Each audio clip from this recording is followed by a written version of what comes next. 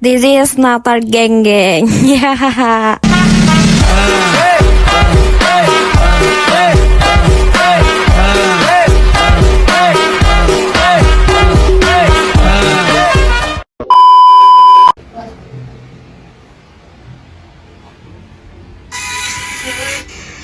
Halo guys, aku bakal ngerekomendasiin skincare.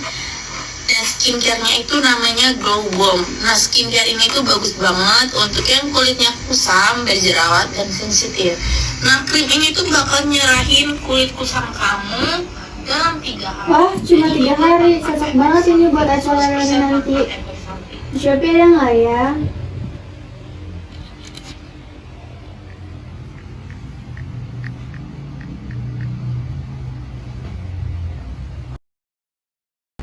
Aduh, kok malah makin parah, padahal iklannya bilang aman.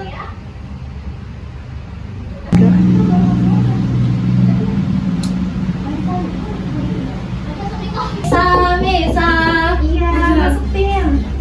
Sini.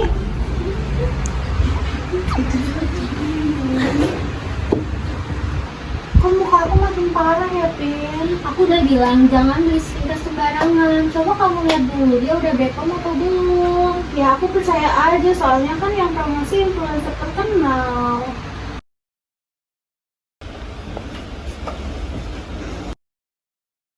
Maisa, kamu telah menjadi korban iklan menyesatkan.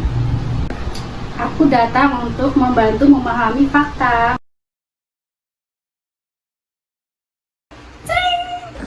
Kamu siapa? Aku peri kebenaran konsumen. Janji untuk memutihkan 3 hari tanpa bukti yang jelas. Ayo ikut Ibu Peri. Melihat bagaimana iklan dibuat. Nah nih, kamu harus bilang produk ini instan dalam 3 hari ya. Kalau mah ini pemutih biasa aja. Tapi kan ini nggak ada izin BPOM-nya.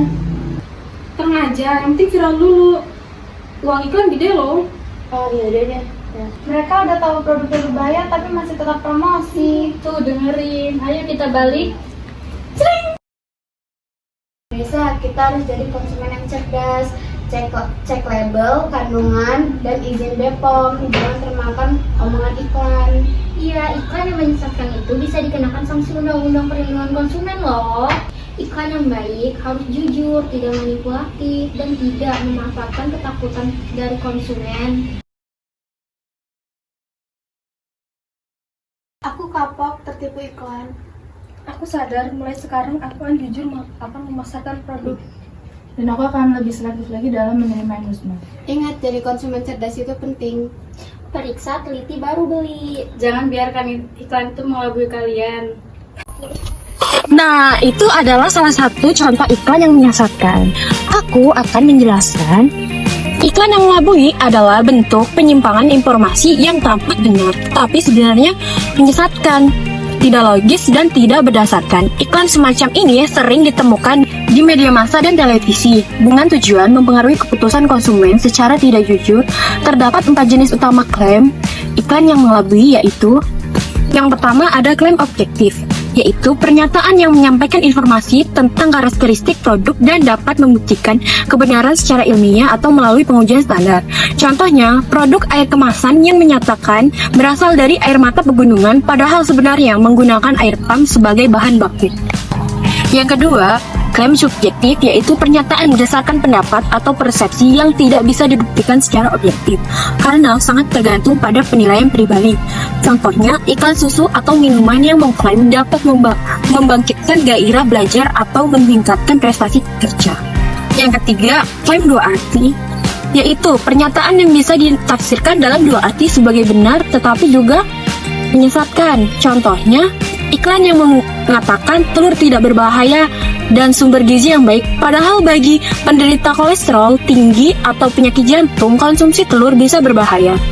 Dan yang keempat, yang terakhir, klaim tidak rasional, yaitu pernyataan yang tidak masuk akal, tidak logis, dan tidak didukung bukti ilmiah.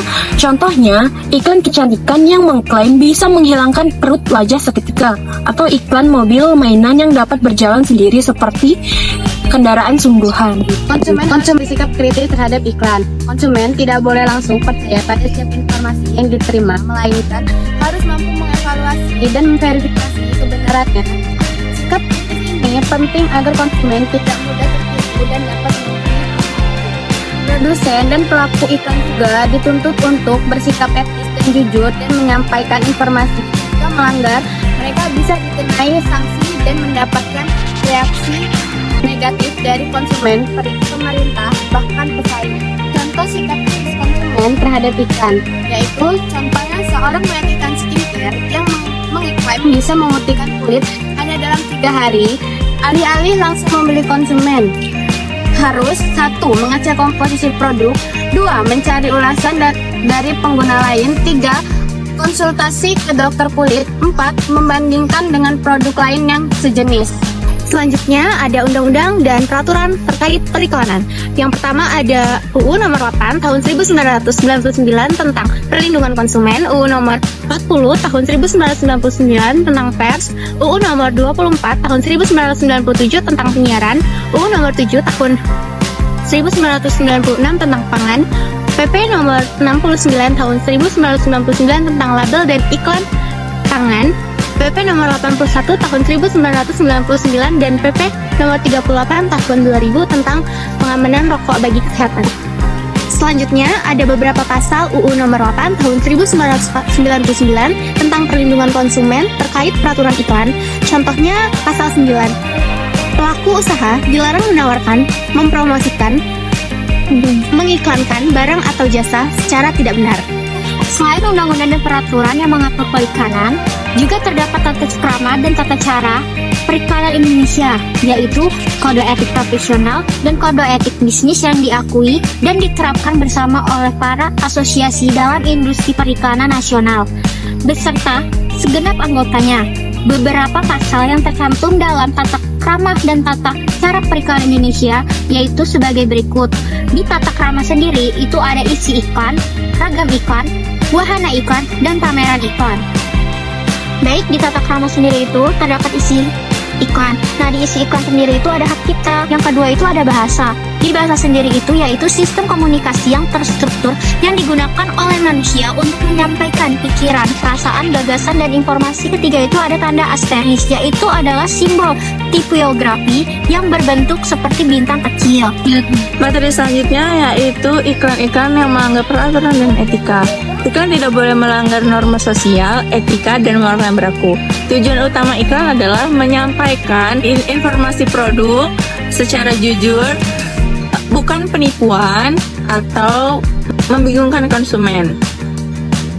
Selanjutnya iklan yang menyesatkan. Iklan yang memberikan klaim berlebihan, tidak sesuai fakta atau membohongi konsumen seperti iklan yang sebelumnya yang ada di video. Konsumen berhak mendapatkan informasi yang benar dan jujur.